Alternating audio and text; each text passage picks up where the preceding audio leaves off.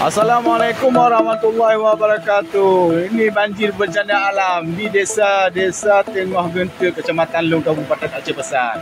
Dilanda banjir sangat deras airnya. Waspadalah masyarakat.